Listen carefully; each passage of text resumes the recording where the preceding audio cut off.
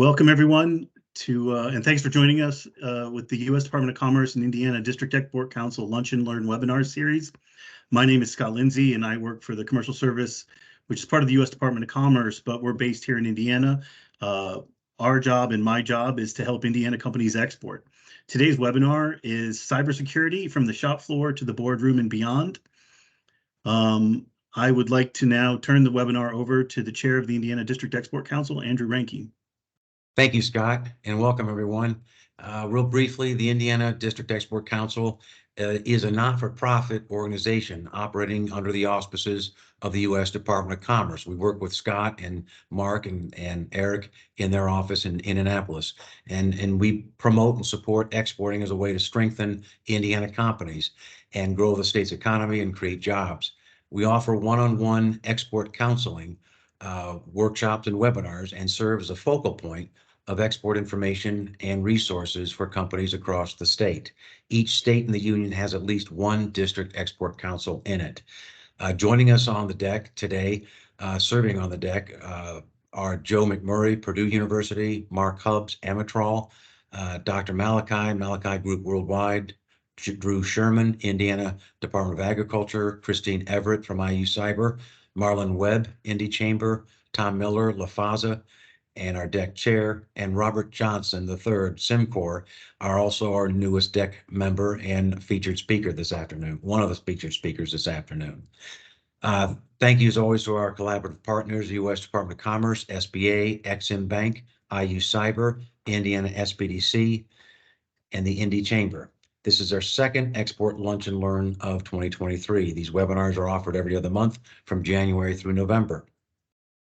Today, we're focusing on a major issue facing Indiana companies, including businesses here at home and conducting business here at home and when traveling abroad, cybersecurity. We'll begin this discussion with J.D. Henry, Cybersecurity Advisor at the Department of Homeland Security's Cybersecurity and Infrastructure Security Agency. He'll give us a national perspective on cybersecurity, as his role is to support the agency's mission of strengthening the security of the nation's infrastructure. JD, the floor is yours. Thank you so much, and for the Indiana Deck for inviting me to come out and speak with you today. I am J.D. Henry. I am CISA's dedicated cybersecurity advisor serving the state of Indiana. And a little bit about, if you haven't heard of the Cybersecurity Infrastructure Security Agency, I'll start with just giving you a background on what our agency provides. We are the newest federal agency. Before we became an independent agency in November of 2018, we were operating under the parent of the Department of Homeland Security and the National Programs and Protections Directorate. There was a dire need to be able to apply more focus towards cybersecurity in defense of our nation's critical infrastructure across all of the 16 different defined sectors. So they needed to be able to apply those resources and to be able to assign responsibility and accountability for making sure that we could accurately and effectively assess risk. And that's really what the heart of the agency is really working towards, is being able to understand what the actual risk posture is, what those threats that we're seeing are, how they affect our sectors, where we're seeing the most impact, and where we can apply the most resources. So you'll see a lot of different efforts on the federal level. The federal level is getting a little bit closer back to the end user and those different entities, such as our exporters here within the state, to be able to support them. And we have a variety of different tools and resources that we can apply and be able to present, to be able to make sure that you're resilient and that you can continue your critical services and operations that you present, and to be able to support the economy and to our stakeholders upstream and downstream who are dependent on those services. So we have a very vested interest. I am an Indiana native and an Indiana resident, so we're not our typical beltway. We do have advisors that are deployed throughout the country. Every state has at least one cybersecurity advisor and at least one protective security advisor. It's easy to understand what the cybersecurity advisor does within the title. I focus mainly on cybersecurity, resilience, and risk mitigation, but our protective security advisors as well come in to do a more of an all hazards approach. They reside more within the physical realm.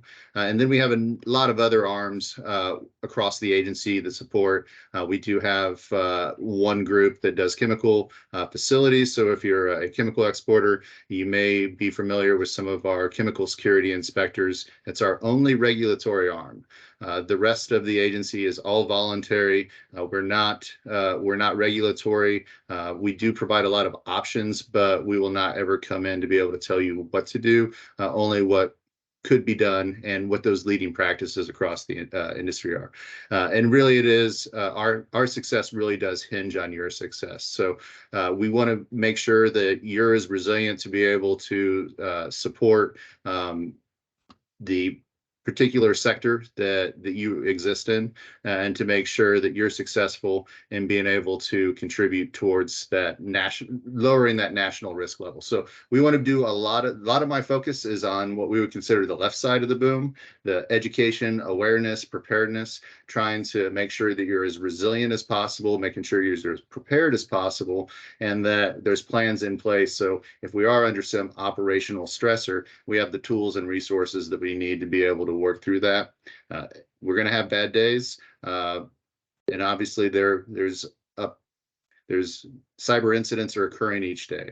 We're going to have bad days, but we want to make sure we can keep from getting those bad days from getting worse, if you will. So we do a lot of incident response and coordination as well. So in that sense, during an actual operational stressor or confirmed cyber incident, we can provide resources as well. So I'm connected with other federal agencies, many of the state, Indiana Department of Homeland Security, as well as the Indiana Office of Technology and others, the emergency management agencies throughout the state. So anytime you're under a event or something that is causing disruption to your operations, I hope that within your operations plan, you think to reach out to us, because I can be a resource to be able to make sure that we can kind of streamline and coordinate those efforts to make sure we can make that as smooth as possible. Some of the services that we do provide, and all of the services that we offer are at no cost. I won't say free, because I'm a taxpayer too, and there's always the cost of FTE hours and time to be able to go through and be able to work towards those initiatives. But we do offer a ton of different assessments to be able to come in and be able to look at your risk and where you're at, and be able to try to work towards what is that desired state you want to get towards. So I'm happy to be able to come in and be able to work with your teams to be able to make sure that you have those resources. We also have a series of other services to where we'll be able to actually provide, as a service provider, be able to do things like scan your networks and tell you what an attacker would see if they were just looking towards your systems from the outside internet, and be able to tell you what's vulnerable and what we see actually attackers exploiting, and be able to provide you with reoccurring reports so that you can focus your efforts and your energy on areas that are a little bit more deliberate, and be able to be more mindful of limited resources. One of the major initiatives that just kicked off this week was called the Ransomware Vulnerability Notification or Warning Pilot. The name is still somewhat in flux as a pilot, but ransomware has just been so prolific, and we're seeing it across all the different sectors. We see that it's becoming much more widespread. It's much more destructive, more expensive, and it's hitting. They're non-discriminatory in their targets. So we see a lot more of targets opportunities, with the three major sectors being our health and public health care, our school systems, many of our government facilities and offices, and then you see the local businesses, you see some financial institutions, but there really isn't any kind of pattern to this sector would be more attractive. It's really who they feel like they could benefit from the most through a financial gain for some kind of ransom or other extortion type activity. We are not the FBI, but we do work very closely with the FBI. So a lot of times one of the questions I'll get asked is, Do I call CISA or do I call the FBI? And the first thing that I would always respond with was look to see what's in your cybersecurity plan, what's in your incident response plan, and that's who you really need to be able to go through and coordinate with. But that's the biggest thing, is that having that plan in place and having it thought through, because in many instances, you'll have to contact your legal counsel because you may have to go through cyber insurance. But those are all services that the agency has been putting out across the nation. Here within Indiana, you get to work with me. Hopefully that's not too much, doesn't put you off too much, but I am always happy to be able to come in and to be able to talk through any of your different concerns. If it's the www.cisa.gov website, we'll list out a lot of those services. If you ever have any questions about anything or you want to talk through cybersecurity, I'm a resource that's here for you. I love living in Indiana, and I don't want to work back in the Beltway. So if there's any possible way that I can go through and make sure I can show the value that I'm adding here, it always makes my days much more better. I've worked on the Beltway before. It's not my favorite place to be. So if I can stay away from there and work here, I'm much happier. So I have a lot of information that I can present, but I want to be mindful of everyone's time. And I also want to make sure that everybody has the opportunity to ask questions on anything from what CISA does, how can I be able to engage with some of those resources, what's within the art of possible. But anything anybody has, I'm going to pause here and see whether or not some questions are popping in through either chat or through anybody wants to raise their hand.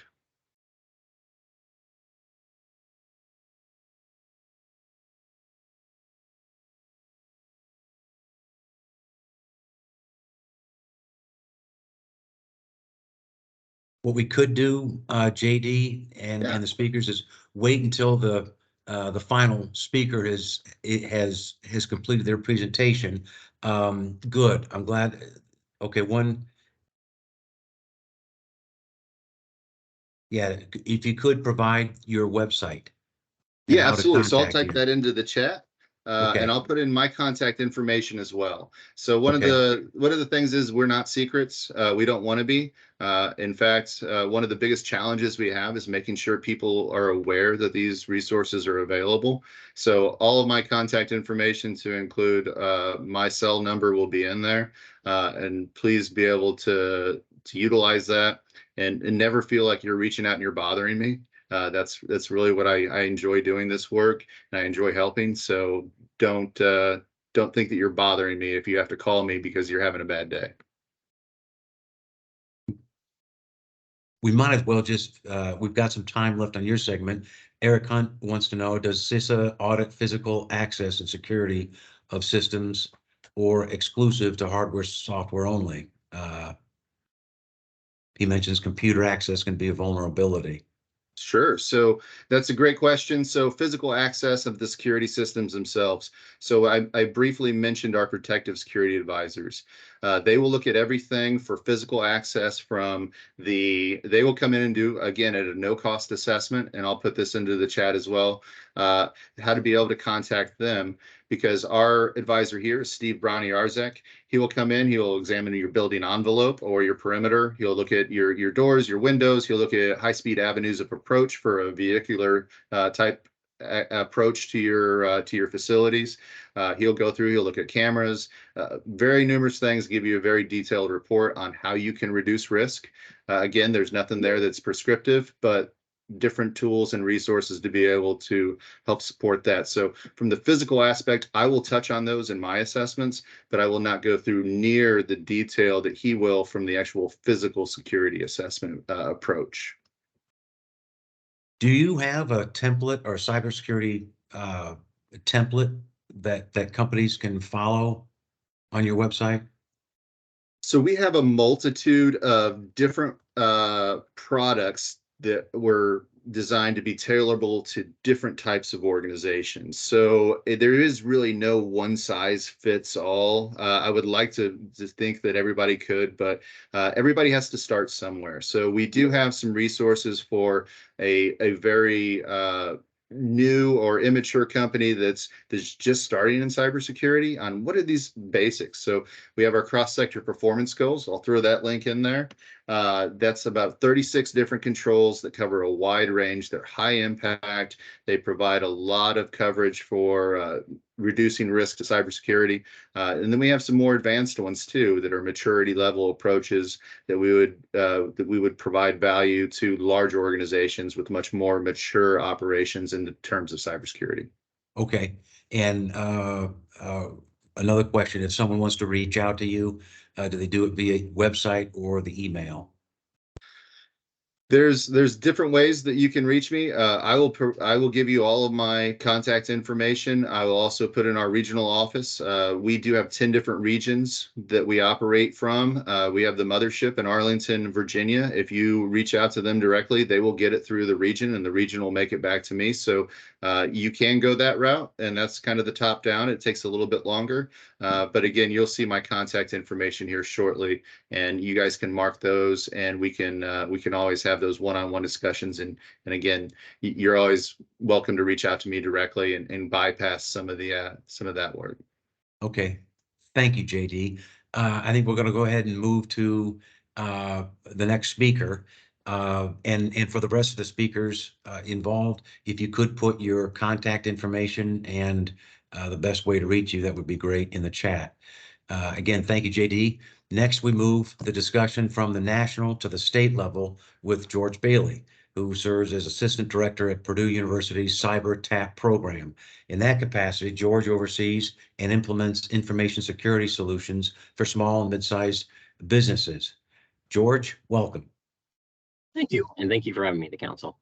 Sure. Excited to be here today, and cybersecurity is one of my passions. I eat, breathe, sleep cybersecurity, both day to day work life and as well. Right, the neighborhood knows if you get a malware problem, go see George.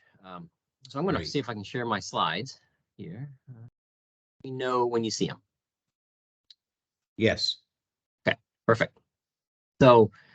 Given the time today, I'm going to briefly talk cybersecurity to the shop floor.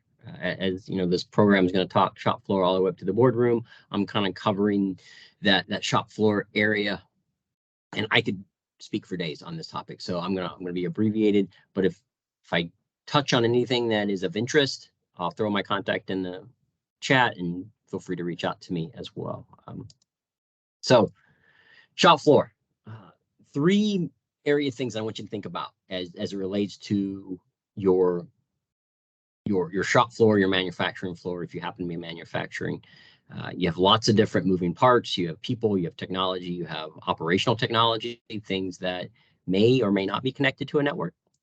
But things that you should keep in mind is the confidentiality of your intellectual property, the confidentiality of your work instructions, the availability of your shop floor. So things, operational technology that might be networked, operational technology that may not be networked, but you might interface with it using digital data. So cybersecurity can affect the availability of those devices.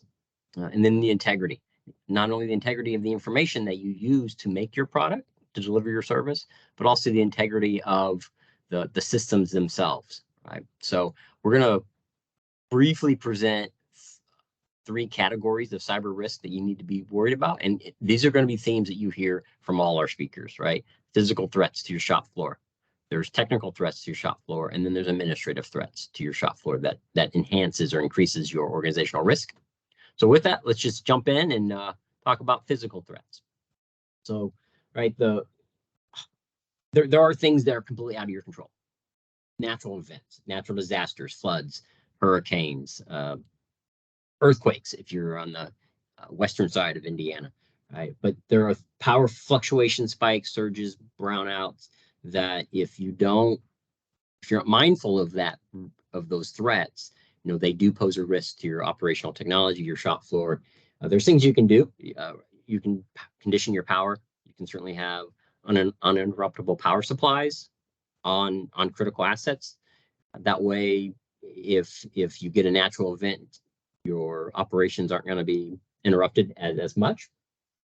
Think about potable water and overhead piping that you might have on your shop floor. And we don't think about that necessarily until something bad happens, right? If you have a fire, we'll be glad that you have a sprinkler system. But if you have a sprinkler system that has a wet pipe system and that system freezes in the wintertime because the warehouse is not very well, the HVAC, maybe you have a power outage, what have you, and the pipes freeze, right? Think about what that might do to your $1 million advanced additive 3D printing operation. It can be quite serious. So, think about how you might raceway that water away from your important devices. Other damages or risk that's caused, unauthorized personnel. So folks in your shop floor that really shouldn't be there. This is not only a safety concern, but it's also a theft and other risks. Things like theft of materials, components, work instructions, things that are on the shop floor that you necessarily don't want to leave the manufacturing or the assembly or the production site. If you are serving in the DIB, the Defense Industrial Base, you might have information that's in paper form that's classified as controlled, unclassified information, right? So it's CUI, right? We have to be accountable to that information at all times. So theft of intellectual, the disruption of operations or sabotage, right? So think about how you might restrict access to your shop floor and use good security practices like, locking doors and video surveillance and RFID tagging and badging so that you know who's coming and going out of your facility. We trust our employees, otherwise they wouldn't be there. But in many cases, sometimes the biggest risks are those that work for us. So just be mindful of that risk.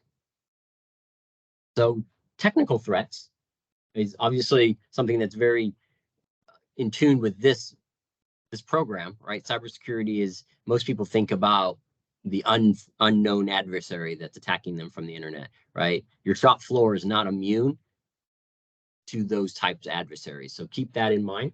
So damages from untrusted devices, things like personal devices that might be on the shop floor, right? If we have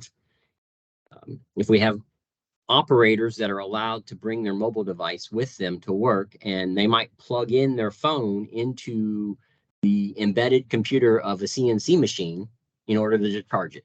No malintent. They just don't understand the risks of plugging an untrusted device into a managed or a device that is critical for your business.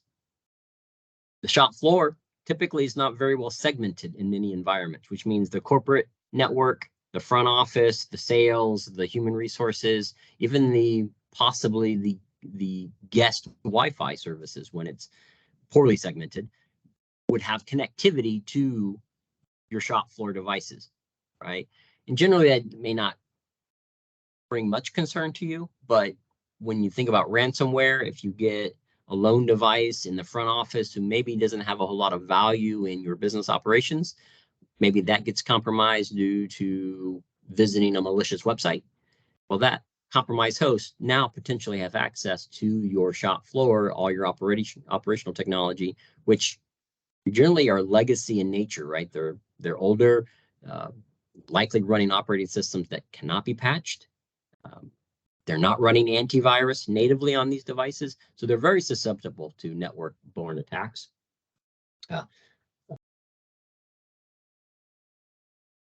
Moving on, let's see. Too many screens here. So administrative threats, right? When you think about the small to medium-sized business in Indiana, those that are performing manufacturing services or assembly services, component building services, they usually have a managed service provider, or if they're lucky enough, they might have an embedded IT person, but they won't necessarily have a subject matter expertise as it relates to information security or cybersecurity. So administrative threats are all over the board. Things like, think to yourself, do you have an accountable person in your organization who, their role is to maintain the security and the safety of information and the information systems? If you don't, then, cybersecurity is everyone's responsibility. But when there's no one leading or advocating that charge, then it's no one's responsibility. Lack of information security policies, right? So do your employees, your operators on the shop floor understand what their expectations are?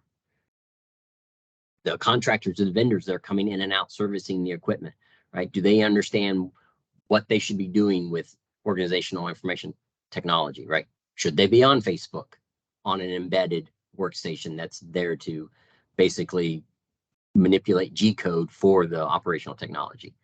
Perhaps not, right? So setting these expectations is very important for establishing a good cybersecurity program. Lack of consistent cybersecurity training, right? Phishing and malware are two of the most common threats to the shop floor because these devices are connected. Our operators, when the devices are either doing their job or they're idle, right? They're also idle, which means that they're on the internet or they're doing other tasks that involve the systems, but they may not necessarily understand what to avoid, right? Don't check your email from this workstation because this workstation is vital to maintaining this process. And if you get infected, guess what? That process is going to cease until IT comes and cleans it up. And again, if you don't have someone who's accountable for cybersecurity, right, who deals with the cleanup and the incident response of that process? So those were just a quick few physical, technical, administrative risks that you need to look out for at your shop floor. We can dig into any one of those, but I'll hold the questions until the end so that folks have time to listen to other speakers. Thank you, George. Great presentation. We'll now hear from two of Indiana's premier cybersecurity software development companies for more of a private sector business perspective. We'll begin with Jeremy Miller, CEO of Lionfish Cybersecurity, where he's focusing on building a SaaS and service component for cybersecurity compliance management, apprenticeship management, and more. Jeremy, welcome. Thank you. Thank you for having me. Give me 1 second. Apparently, I've got my sound hooked to the wrong thing. So 1 second. Okay. I'm going to share my screen. Yeah, so thanks for having me. I appreciate it. And we're going to talk a little bit about workforce. George was very good about that as well. So, first let's talk about the problems that are out there. And a lot of you guys hear this on the news all the time. You're getting inundated, but I'm just going to briefly cover it here, right? Cyber crimes at 10.5 trillion by 2025. We had a CISO experience, maybe going to prison for 8 years for not taking care of their cyber.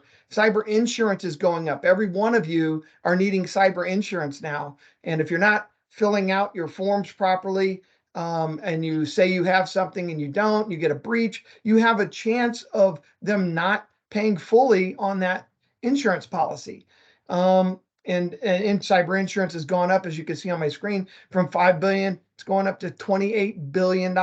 Huge. Non-compliance cost at 14 billion, right? It's up 45% since 2011.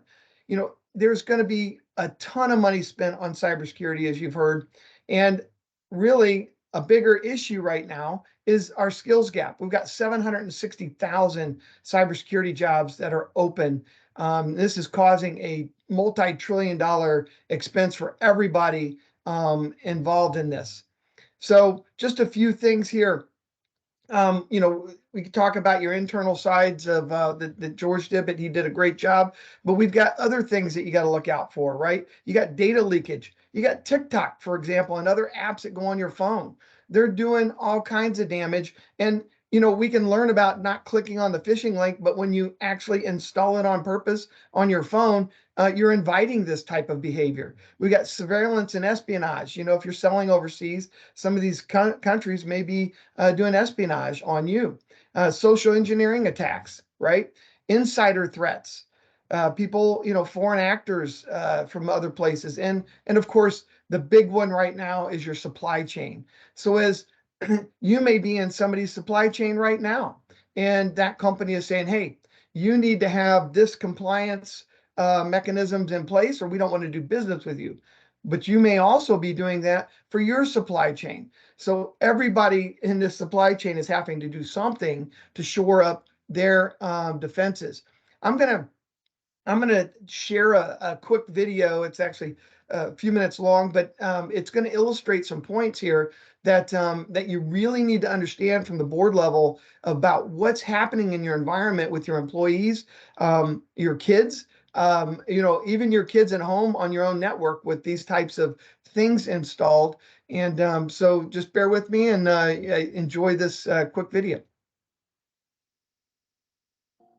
If China wanted TikTok to take over the globe, TikTok would need to tap into the human mind, not only through social engineering tactics, but also through their users' data, because this is where the real money behind TikTok lies. This is why TikTok is now considered a cyber threat. And once again, it all comes back to the TikTok algorithm. Unlike Facebook, Netflix, Spotify, and YouTube, TikTok's algorithm goes one step further. Okay, has anyone else noticed that your For You page has been a little too accurate lately? It hasn't been things that I'll Google or I talk about. It's been thoughts. TikTok knows everything about us. But how does TikTok know which videos will addict you? Well, this all starts to become clear as soon as you begin reading TikTok's privacy page. A privacy page that literally admits to collecting as much data from you as possible. And what kind of data is TikTok collecting as it runs on our phones? A heck of a lot more than you would think. Images, of course, that users post. But TikTok also collects information about the messages that you send, about the apps that you use, the other apps on your phone. It collects the sites that you visit. It collects your search history. It collects your keystrokes. It collects your location data. It stores all of this and maybe lots more. And so using all of this data, TikTok understands you better than you understand yourself. It predicts your future behavior. It learns at every second what you want and what you will do. And no, this isn't like Google or Facebook stealing your data and selling off to advertisers. This information is being used to tap into your biological hardwiring and most importantly, to fund China's openly stated goal of world domination. Now this may sound a little extreme, it may sound exaggerated, but I promise you it's anything but. Chinese President Xi Jinping has a Chinese dream of global dominance. 任何力量能够撼动我们伟大祖国的地位，没有任何力量能够阻挡中国人民和中华民族的前进步伐。 With this has come some new laws that coincide directly with TikTok. Since China adopted the National Intelligence Law in 2017, all Chinese citizens and companies have been under a legal obligation to help the government gather intelligence, whilst also keeping any cooperation with the government a secret. And we also know that under Chinese law, TikTok, ByteDance, the parent, is required to share data with the Chinese Communist Party. Required to under Chinese law. That's not a matter of speculation. That's in the law. And it is required under Chinese law to share user data with Beijing. And TikTok has admitted that it has sent user data to China. And so with TikTok collecting so much user data, the fact that TikTok is half run by the Chinese government, and now with the passing of this new law, TikTok is beyond problematic. Which is why several countries have been quick to ban TikTok. TikTok, along with 223 other Chinese applications, were banned by India. The Indian government has banned dozens of Chinese-owned apps over apparent security concerns. Now, the list includes the messaging service WeChat and the wildly popular video platform TikTok.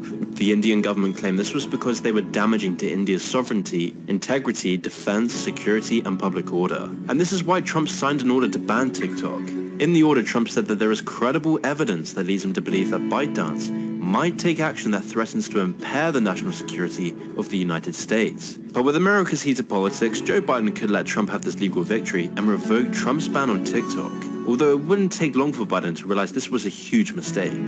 He literally had to admit later on that TikTok is, quote, a matter of genuine concern. In addition to this, militaries around the world have banned TikTok on all personal devices. Since our last hearing on this subject, the Pentagon, the Department of State, the Department of Homeland Security, and the TSA have all banned their employees and service members from using TikTok on government devices. In fact, the Pentagon even went so far as to say that employees should have their children uninstall TikTok from their personal devices. But you may be asking, why does this matter? Why is TikTok labeled a national security threat? why are governments around the world beginning to think that TikTok is the biggest cyber threat of the modern era? Well, stick with me here, because we're going to need to radically change the way you've been seeing TikTok. If China wants So, in order to solve, first of all, thank you for indulging me on that video.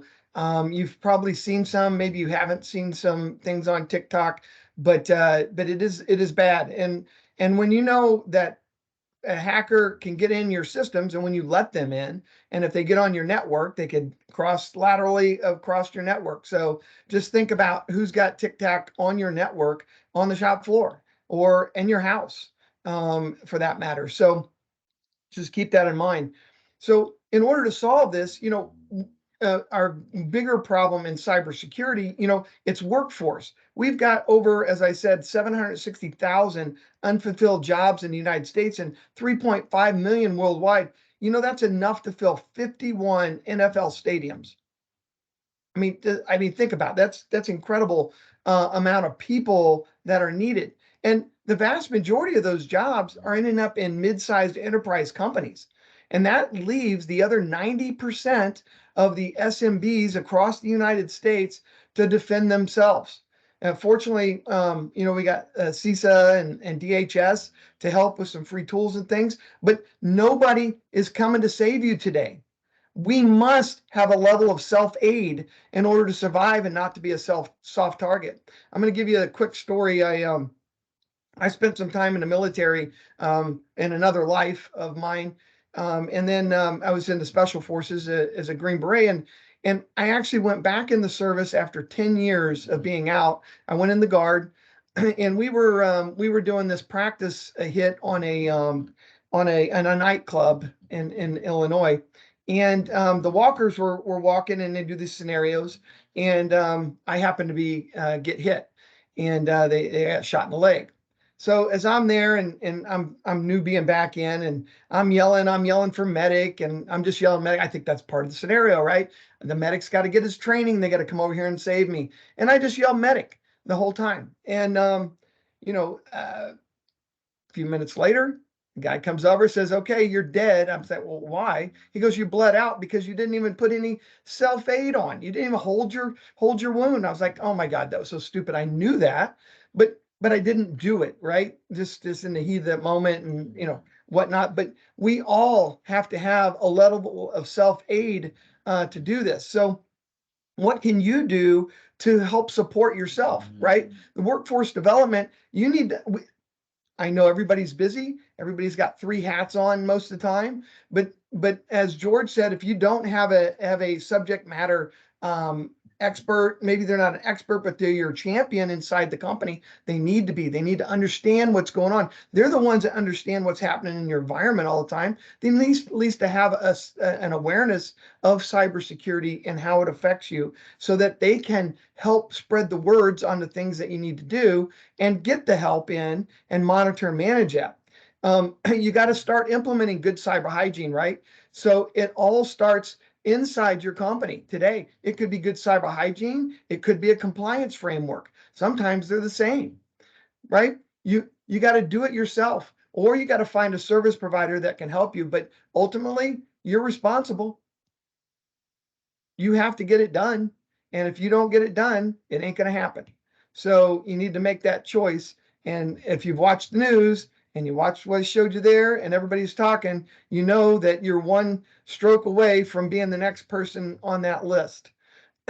There are free resources, as you heard from CISA and DHS. Use them. Cybersecurity is confusing. You need to get a system that can help you manage that and manage what must be done. There's a lot of chaos in this market right now for what should I use, when, how should I do it, how should I apply, all that kind of thing. From our perspective, I mean, we're private sector, right? From our perspective, what we've done is we've put together a system to help people get through these. The compliance side, good cyber hygiene, telling you which cyber tools you can use or not use or whatnot. We help workforce development by interns and apprentice getting in the space to help you, because there's not enough people. We need all those people. Upskill your workers and your policies and procedures, all that kind of thing. But I appreciate you giving me the time to share. If you've got any questions at the end, I'll be happy to answer, but thank you very much, and we'll talk soon.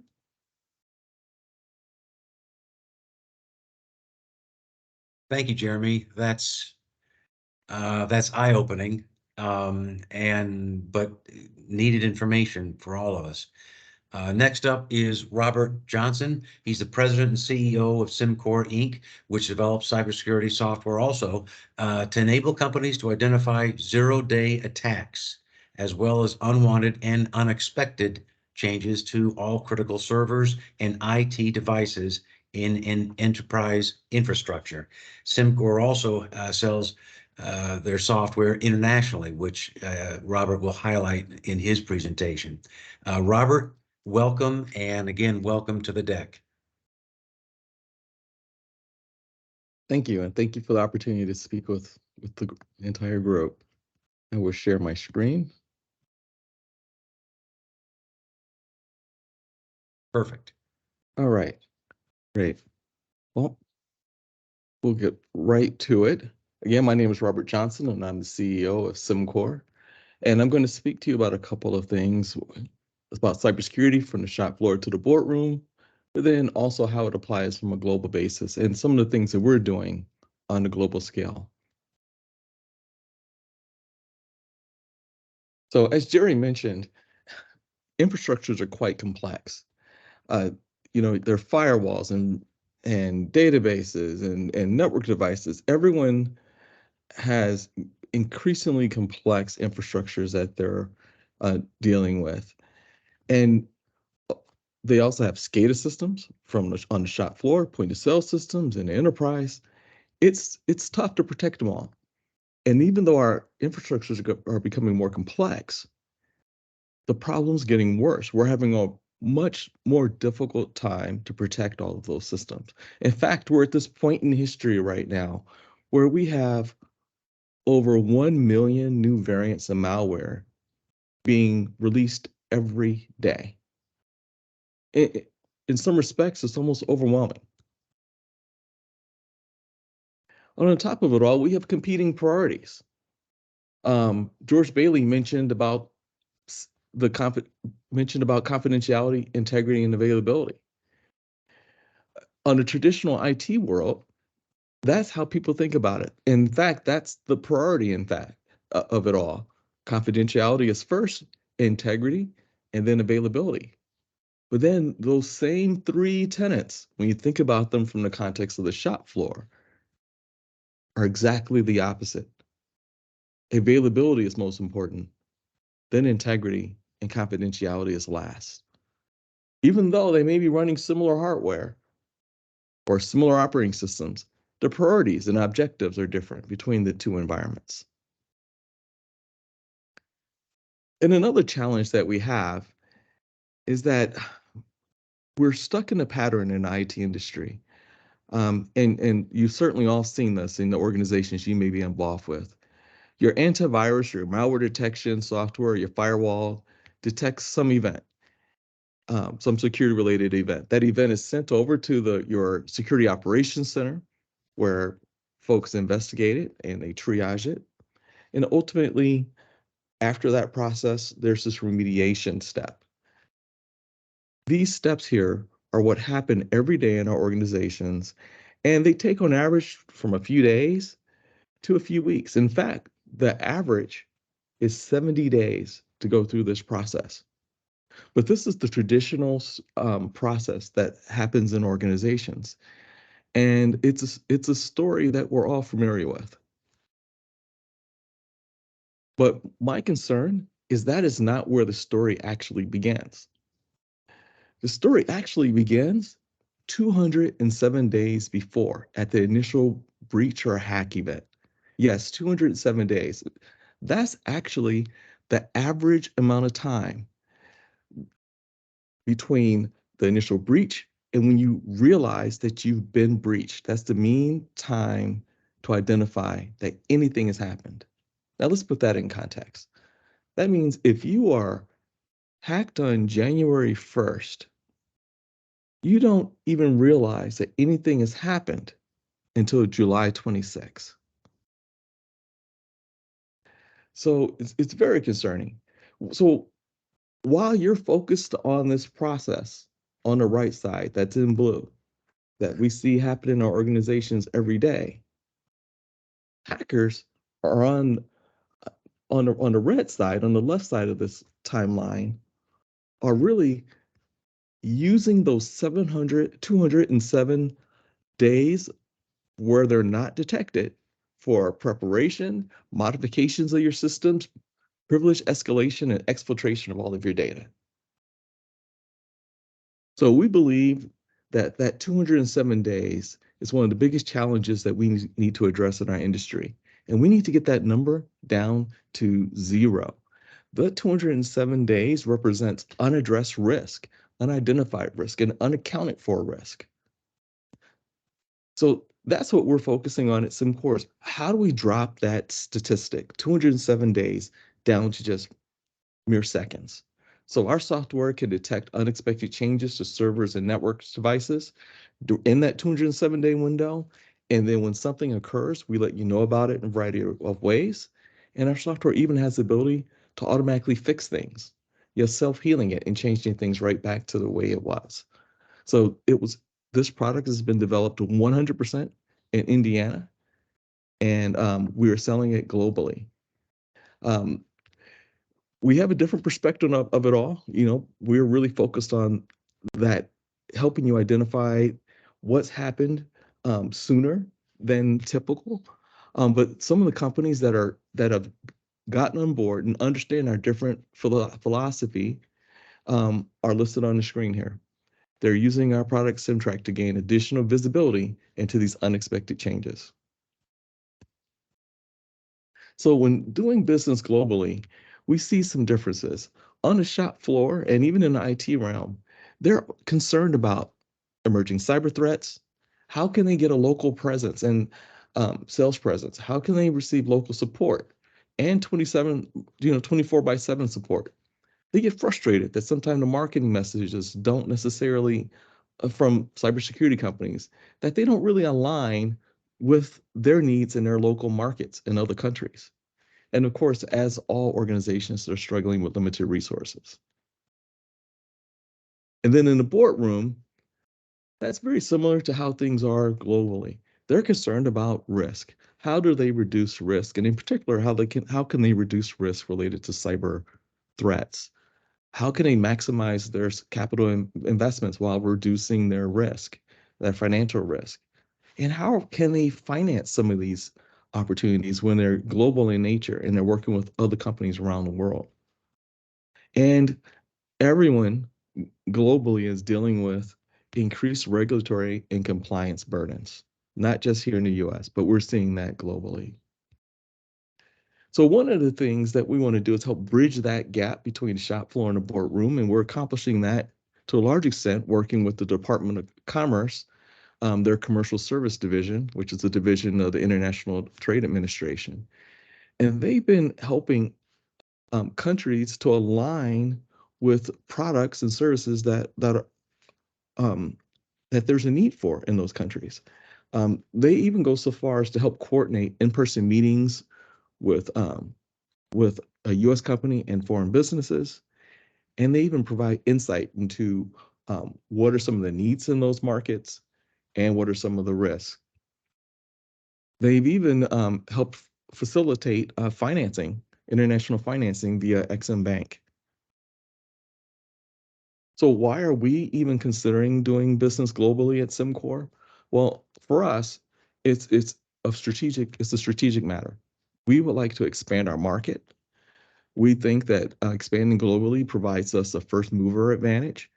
In the US, it's getting to a point where the domestic market is being saturated with companies, and it's becoming very difficult to differentiate.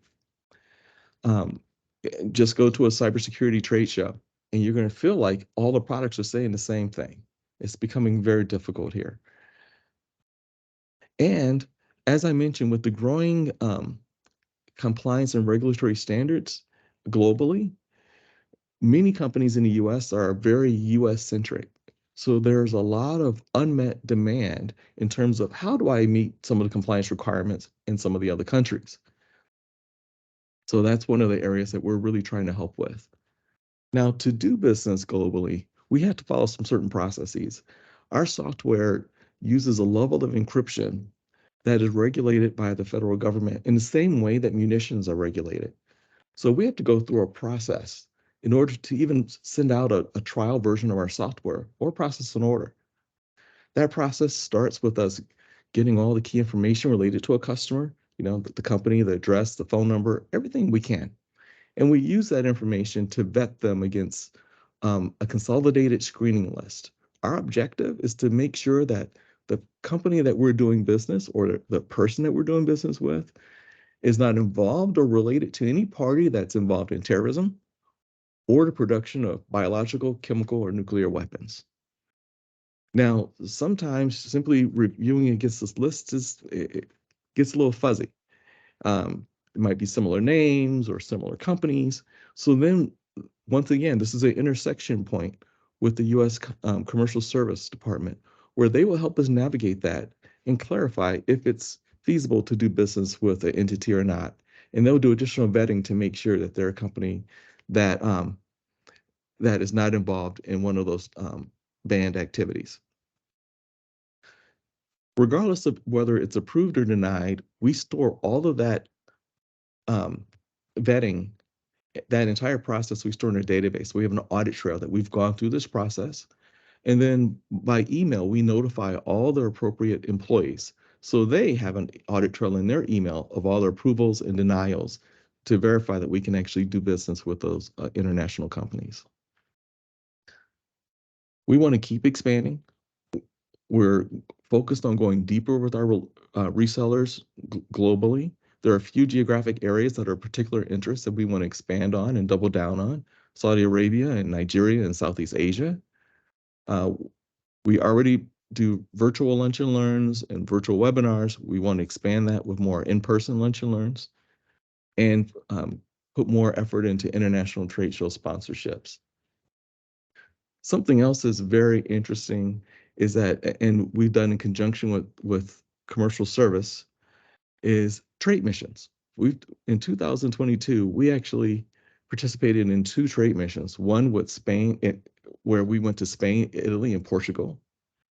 And with the help of the US government, they actually arranged 19 meetings for us with potential customers in those countries. And out of that, we actually signed up 3 resellers. And they showed a level of commitment. You can see there's a picture of the US ambassador to Portugal. From the top to bottom, everyone is vested in helping businesses in US succeed internationally. Similarly, for Bahrain and Israel, we went on a trade mission there in November, and we visited 16.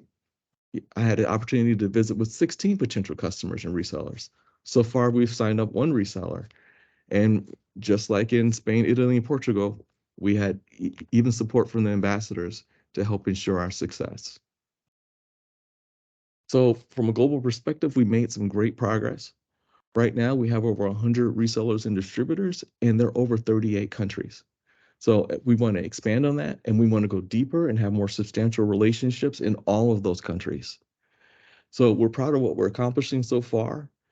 And also, we're very proud that we're making this impact globally with a product that's developed 100% in Northwest Indiana. Thank you. Thank you, Robert. And if the speakers could all turn on their microphones and their cameras, what we'll do is take a few questions. One of the questions was from Lori Felt, and it was a good question that asked, where can we get insurance? Is there for insurance? And I think, Jeremy, I'm not sure if it was you, but you mentioned Coalition Inc. So that could you expound on that a little bit? It's just a place that I found that's not that expensive. It was a lot less than some of the others, and they have some scanning tools that can help you as well that are free and part of their services. So we've used them. So I just sharing to kind of answer a question. Thank you. So some of the things that I would be mindful of when you're looking at an insurance policy is, are there any activities that are excluded from coverage? Right. So there, with NotPetya a few years ago, global ransomware incident, that was deemed an act of war, right? And so a lot of the large carriers were declining claims due to that infection.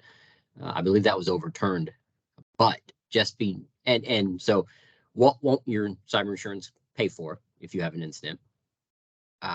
Another thing to be mindful of is, do you have to use your cyber insurance security panel, right? So will they use their attorneys and their incident response technical teams? Or if you have a good relationship with someone like Jeremy from Lionfish, could you use his services and his team's services, because that's the relationship you already hold. So understanding what you're required to use if you file a claim, and then knowing how soon you have to report an incident, right? Something that might be minor to you, like, oh, well, our CFO got a really targeted phishing message that was on point and felt like, you had to know more than what the adversary knew in order to pull that off, right? It could just be noise, or it could be a telltale sign that you're being more targeted. Some policies will want you to alert the provider, the insurance provider, of that type of incident, because it could be a telltale sign that you're being they're further targeted. And if you choose not to report it, they might say, well, you had,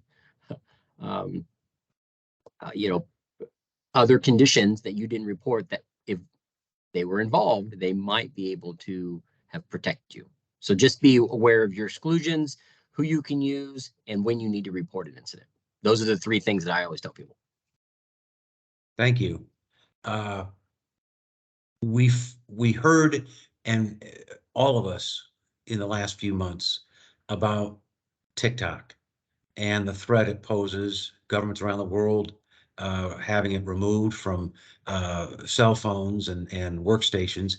Are there other platforms? Are there other applications that are on the horizon at Department of Homeland Security, or from any of you? Are there? I'm thinking of WeChat, but are there other applications that are of concern to you? And by the way, we're at 1 o'clock, so we'll be ending shortly, but I do want to ask that question. And if anybody else has another question, to please post it in the chat. So no, thank you for that. When we talk about anything like TikTok and any social media platform or sharing, I always ask the question, is it appropriate to be on your actual devices there in the work center?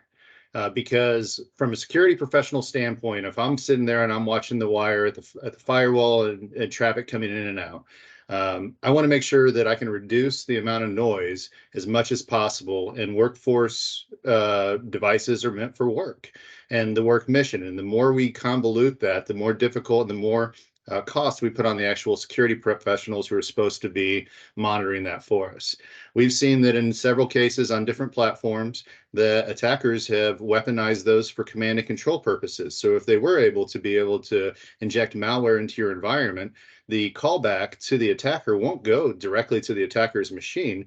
It'll actually alert to a dummy social media account that they can go through, and that'll alert them that, hey, we just got a hit on our Twitter feed, or pick your platform, that reached out, which lets me know my malware is successfully delivered and installed. So those are things that won't necessarily cause a SIM or any other of your appliances to actually alert, but it would be an anomaly if we didn't allow those type of applications to be able to be used in the workplace. So you've heard a lot of good information from a lot of the different folks here about how we're able to put leadership in the role of cybersecurity and establish governance, be able to manage policy, and be able to what's acceptable use on a workstation computer to be able to reduce that risk. So there's a lot of different ways to be able to approach what should be on the computer. Right now, from the Homeland Security, we have a very difficult position in that we cannot neither promote nor disparage any product, service, or enterprise. So it's very difficult for us to come out and directly say, do not use one or the other. But from a blanket standpoint, I think all of those applications that are meant for use should be by exception, maybe from your external or public affairs, people who do your advertising. But for the average work user, I think it does add more risk to the environment because it adds additional traffic that has to be monitored. Okay. Last question, I think, are there any concerns with the use of foreign governments' digital trade platforms?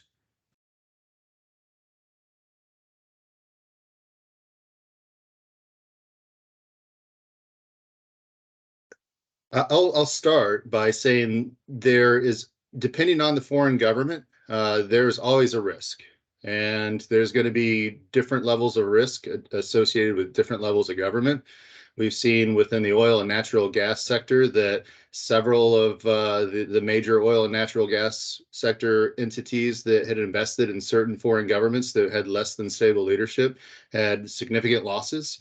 There's from the digital standpoint, I don't think that's too far of a reach to say that transfers over as well. We do know that there's a lot of foreign intelligence collection entities that are tied to the actual governments, and that those governments have reach into the private sectors as well. Again, there's a lot of homework that has to be done on where you want to operate and what level of risk you're willing to accept. So understanding your risk appetite and what the cost benefit of that relationship would be how you would have to initially kind of ease into that decision. All right. How about e-commerce platforms in other countries?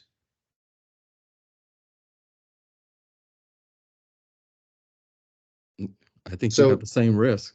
You absolutely, and with other countries too, we have other regulations as well. We see the privacy laws, which we definitely don't have time to get into on some of the regulatory requirements that if you're going to deploy assets or be able to work with those companies, the amount of privacy laws that you're going to have to, and the cost that would be incurred, and the personnel required, and the audits that would have to be conducted. There's a lot of overhead, and again, you have to look at that cost benefit analysis of if you're going to do business under European privacy laws, there's going to be a substantial cost and overhead on top of that as well. Thank you. And Scott, do you have any other final thoughts? I'll just add, I saw a question just came in from Susan Kubiak about the recording. We are going to post the recording on the DEC website. So give us a few days. I think Mark has to download that and he's out of town right now. But once we get that downloaded, we'll upload it onto the DEC website with actually all of these Lunch and Learn webinars are available there. I was perusing it today. So there's a lot of good information on there. Please take a look. And unless anybody else has anything, I think we can bring this to a conclusion. Thanks so much to all the speakers, particularly Robert. I appreciate the plugs for the commercial service. And in the work the great work that we've really the great work that you've done, and we've provided some opportunities for you. We really appreciate that. Thank you so much, Scott and Jeremy, Robert, JD, George. Excellent content, and I put the link if you'd like to receive information on upcoming IDEC events. Please register at our website. Thank you again. Thanks everybody, and have a great rest of your week. Thank you. Thank you. Bye-bye, Bye. everybody.